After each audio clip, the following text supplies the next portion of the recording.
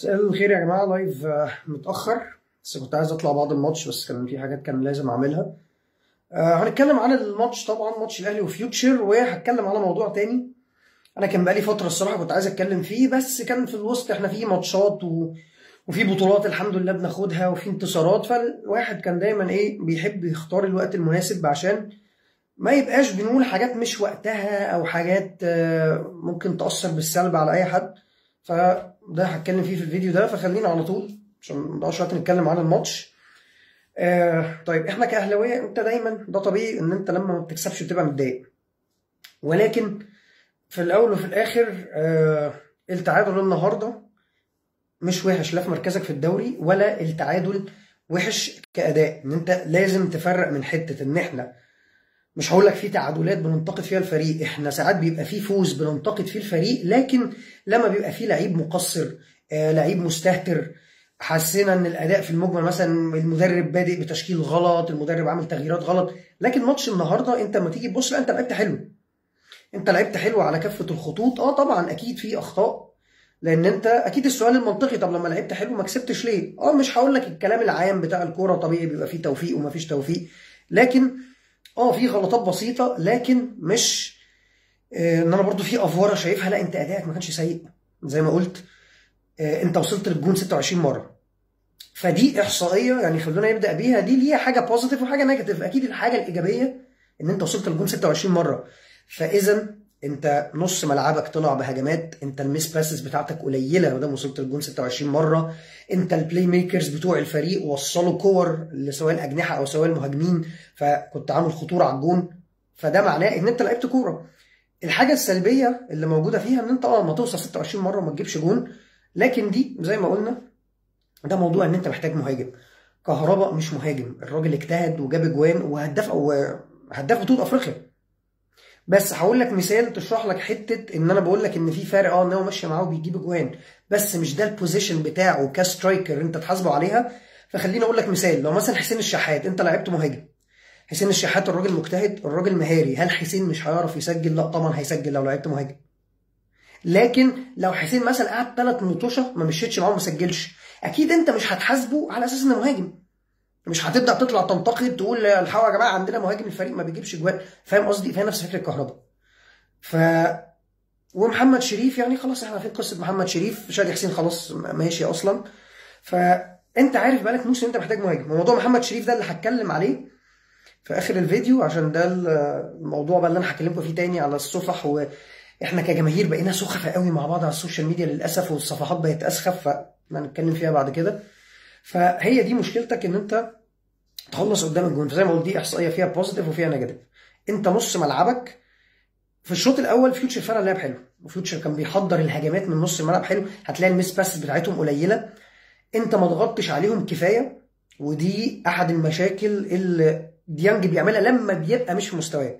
ديانج وهو في مستواه طبعا اكيد مش هنتكلم عليه، عارفين ديانج بيبقى عامل ازاي، بس انت النهارده نص الملعب في الشوط الاول بالذات اديت لفيوتشر الفلكسبيليتي او الاريحيه ان هم يحضروا كور كتيره في نص الملعب، فراحوا بهجمات كتيره، في منهم طبعا يعني جابوا جون وهدف اتلغى، بغض النظر هو اوفسايد ولا لا، عشان انا يعني زي ما بقيت بقول لكم مؤخرا انا فعلا مش ههتم. بمعنى ايه مش ههتم؟ بمعنى ان ليهم جون والجون ده صح واتلغى تمام عادي، وانا ياما اتلغى لي جوان وياما الحكام ظالمين، فخلاص. فانا في الدوله دي او في القاره دي كلها بقيت ماشي بحته ان هو زي ما انا كان بيتقال لي لما بيحصل غلطات صياح اقترب، انا بقيت ماشي بيه. فانا مش هقول لك جون اتلغى انت معلش خلاص انا نسخه الدوله يا سيدي فمعلش فيوتشر اتظلم، ولا خلاص بقى فارق معايا الحاجات دي. فكانوا بيوصلوا كتير للجون، وانت كان في عندك مساحات في ظهر هاني ومعلول، ودي مشكله تانية بس ما بقتش موجوده بالزياده بتاعت قبل كده. خد بالك انت لازم يبقى عندك الحته دي، حته ان انت تبقى فاهم في ماتش حصل فيه مشاكل مع بعض اللعيب، لكن ده مش تاريخ اللعيب والله يا جماعه. عشان ده برضو من الحاجات اللي انا هتكلم فيها في اخر الفيديو، ان انت ممكن تطلع بعد ماتش تقول اللعيب النهارده ضيع انفرادات، يا ناكر الجميل ده اللعيب ده السنه اللي فاتت كان هداف. يا عم انا بتكلم عن الماتش ده بتكلم عن الماتش ده. فالماتش ده كان فيه مساحات في ظهر معلول عادي ما اجرموش، وهم اكيد مجهدين واكيد يعني تعبانين، فعادي احنا بنتكلم على الماتش ده. فكان فيه مساحات في ظهرهم، بس انا عندي بقى مشكله في الحته دي، وخصوصا مع هاني على فترات عمل زياده هجوميه حلوه، بس بيبقى عندي مشكله لما ساعات الاقي فيه مرتده اتلعبت في ظهرهم، اتعمل اوفرلاب وهم ما رجعوش، بس انت تيجي تبص عليهم تلاقيهم في نص الملعب، فهم اساسا ما كملوش هجوميا قدام، فانت لا طلعت قدام ولا رجعت ورا، فانت المساحه مش في ظهرك عشان انت كنت زايد قوي، فدي اللي بيبقى عندي فيها مشاكل. لكن في حته مثلا يعني هاني مثلا في كوره شاطها على الجون، الكوره طلعت كورنر، كانت كوره رائعه، في كذا عرضيه عملها نسبيا حلوه، بيتعمل مرتده في ظهره، تمام خلاص حد من لعيبه نص الملعب بيغطي، بس انت عارف المساحه موجوده ليه، عشان هاني زاد وعمل هجمه خطر.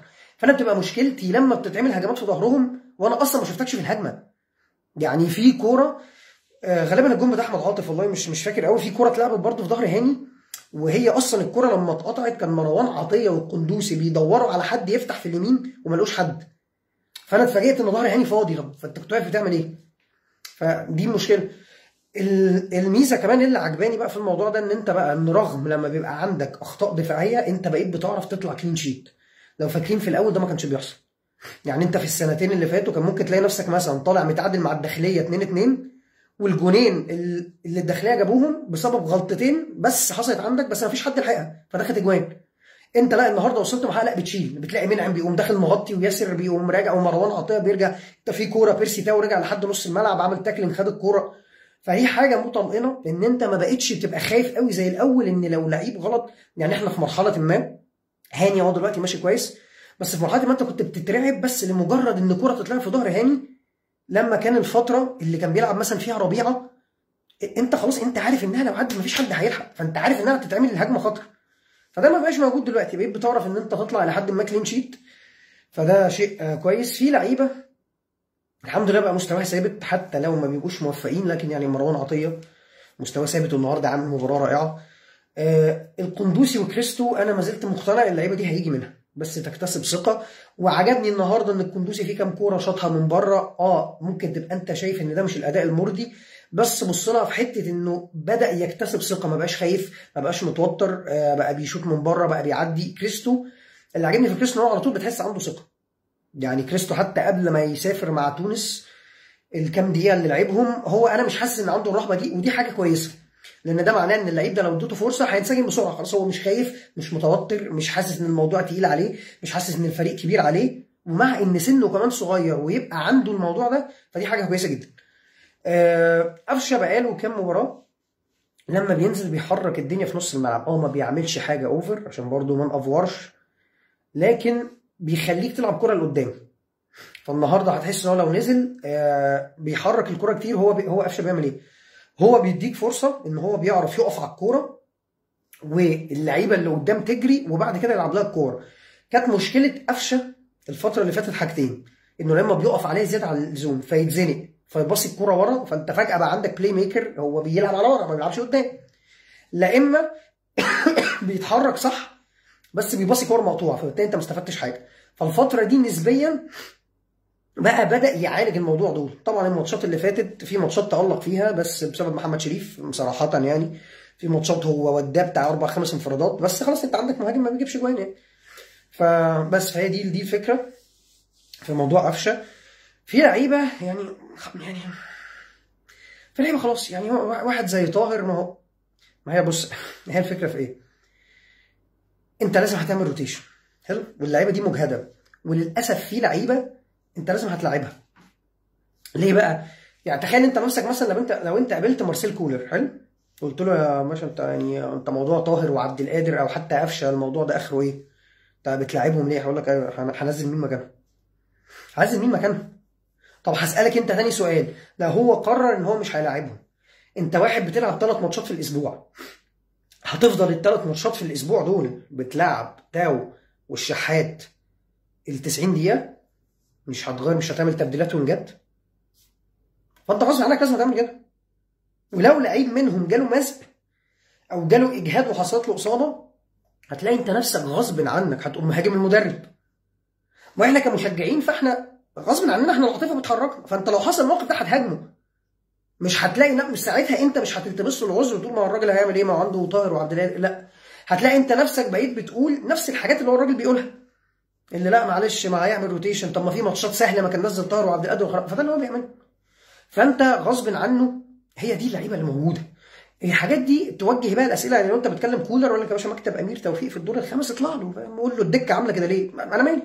فهو الراجل لازم هيعمل روتيشن في لعيبه مجهده، وانت عندك الفتره اللي جايه دي كمان في ماتشات كتير، فهو لازم هيعمل كده.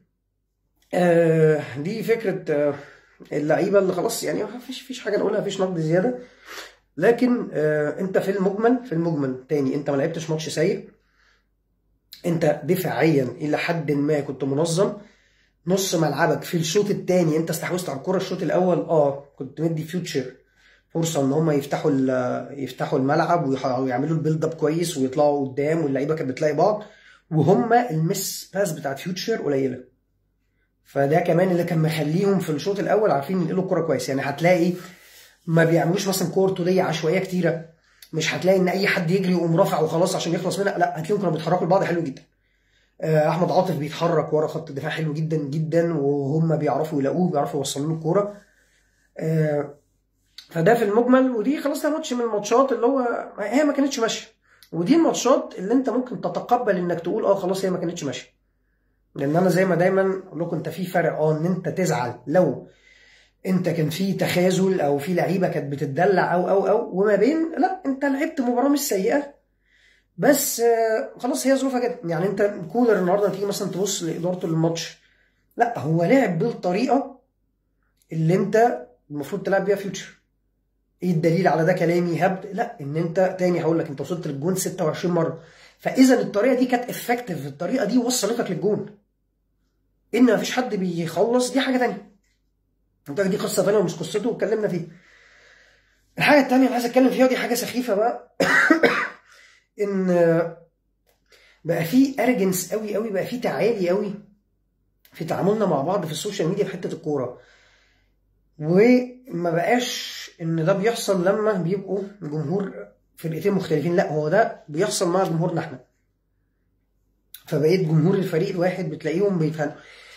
في جماهير الاهلي انا مش شايف مبرر ان ده يحصل. يعني جماهير الزمالك خلاص هم في حبه مع رئيس نادي وحبه ضده، في حبه ربنا انعم عليه بنعمه العقل انه شايف ان اللعيبه اللي موجوده دي سيئه وبيطبل لها، والتاني بيتمحرس للعيبه، فدول قصتهم حاجه تانيه.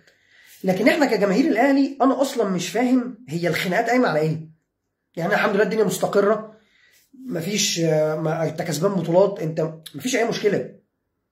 والكوره يا جماعه هي الكوره مش محتاجه فزلكه، الكوره مش احنا بنتكلم في الكوره، احنا ما بنتكلمش في روكيت ساينس، ما بنتكلمش في علم ذره.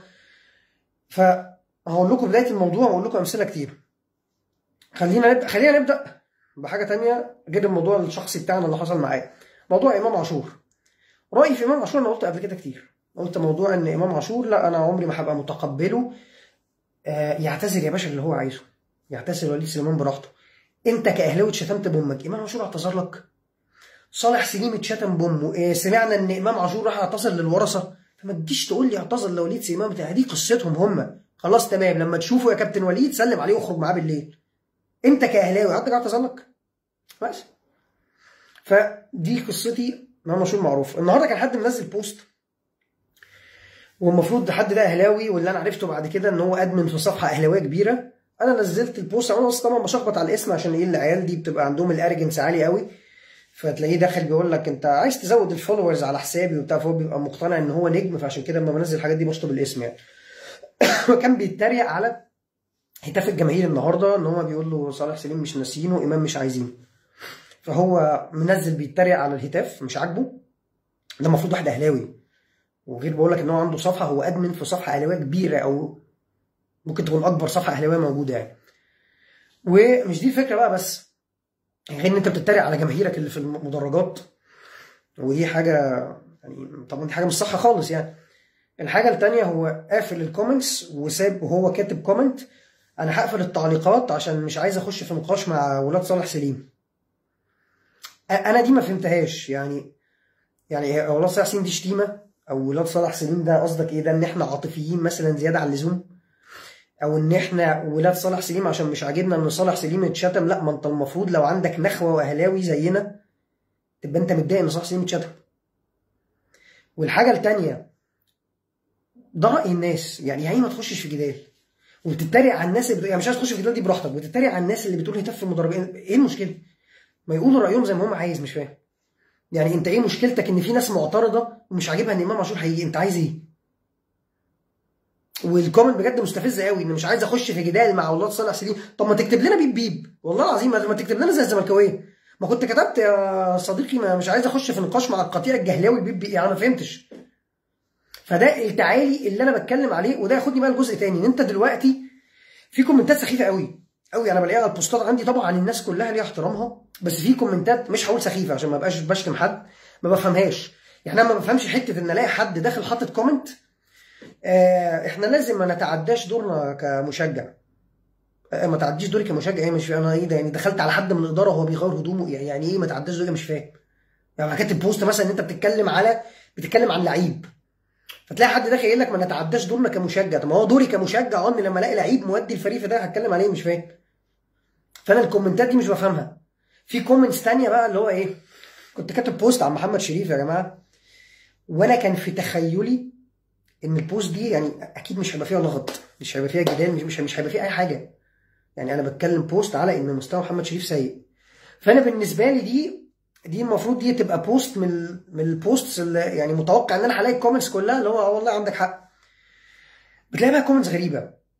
انا ما عنديش مشكله ان انت تختلف فنيا، ما ده طبيعي طبعا. ده اذا كان انا الموضوع اللي بتكلم فيه ان هو يا جماعه احنا ليه بنتضايق لما بختلف فنيا.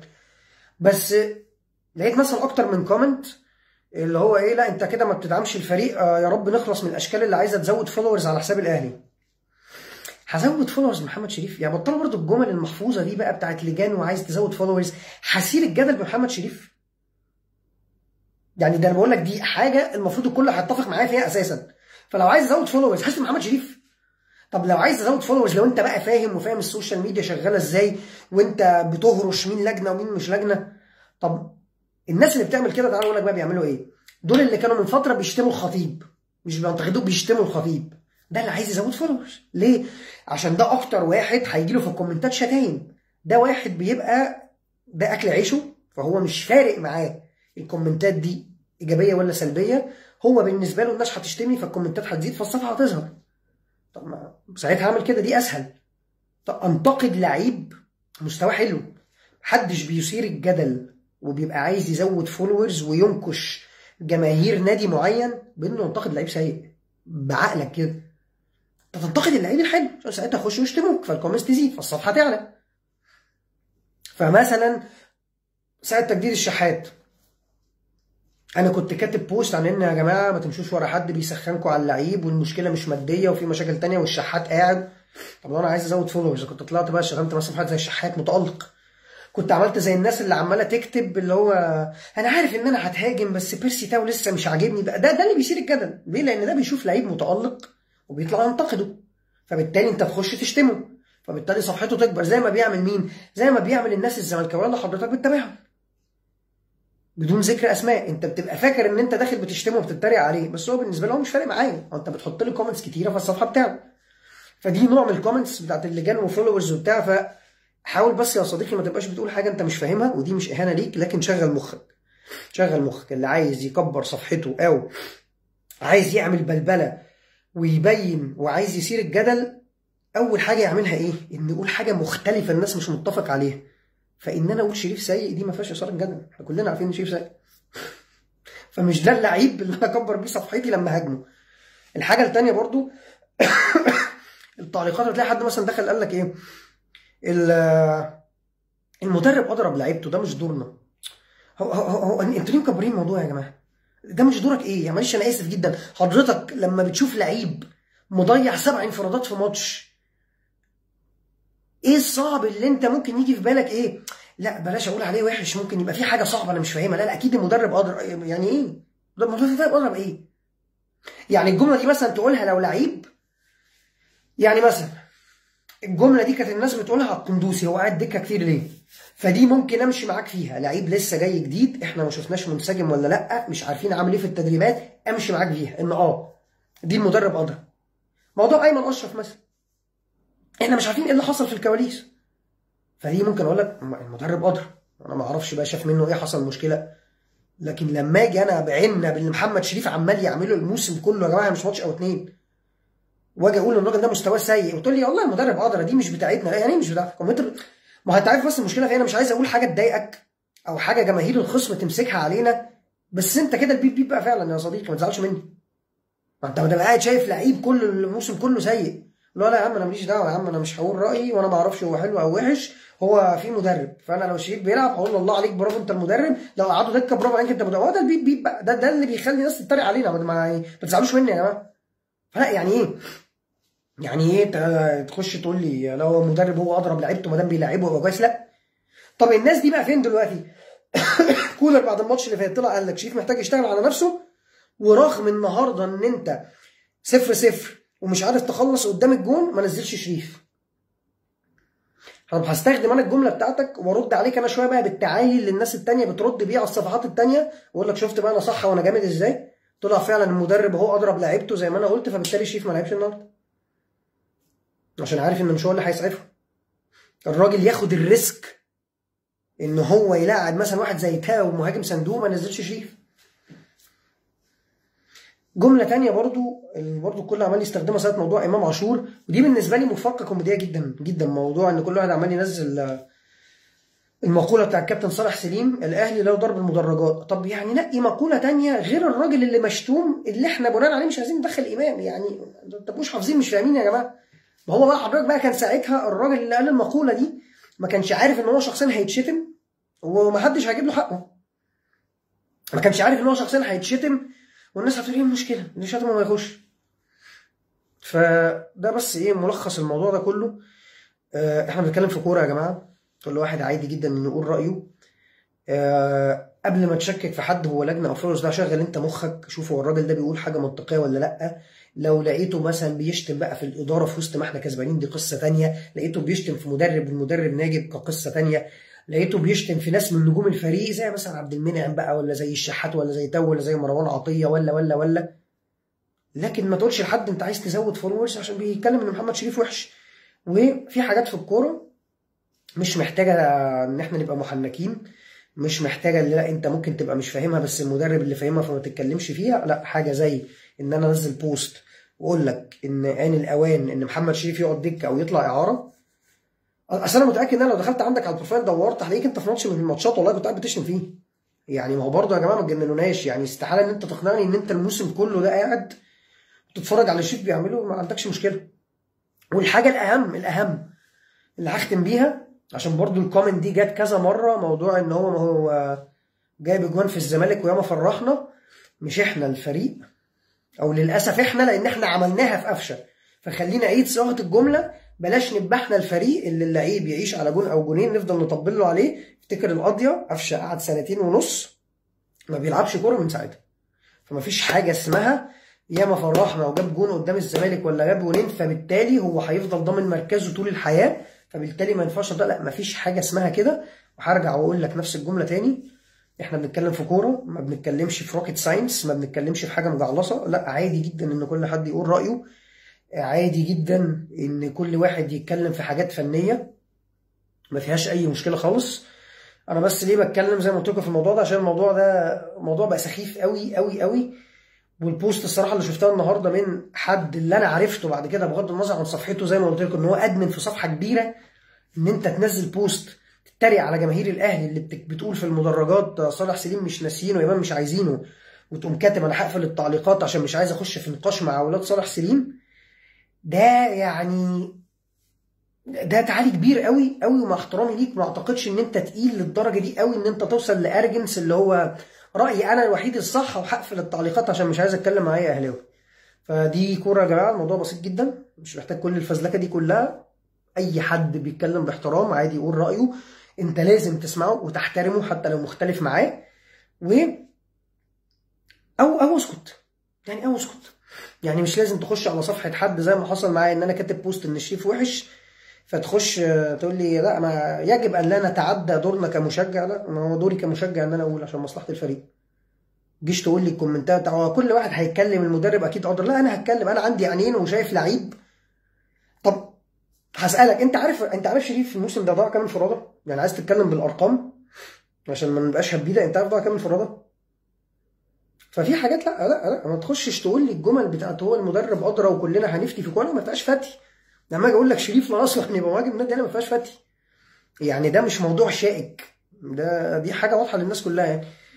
بس ده اللي انا كنت عايز اتكلم فيه، معلش طولت عليكم ان انا طلعت اللايف متاخر كده. وبكره ان شاء الله في لايف تاني كده، عايزين نقعد ندردش برضه في موضوع على ان ليه اليوتيوبرز الزملكاويه كلهم دلوقتي بقوا بيطبلوا للاهلي. ده الموضوع ده ملاحظه بقالي كتير، وعايزين برضه ندردش فيه، بكره عشان ما اطولش اللايف عليكم، لان الموضوع ده مهم جدا جدا جدا ليك انت كاهلاوي.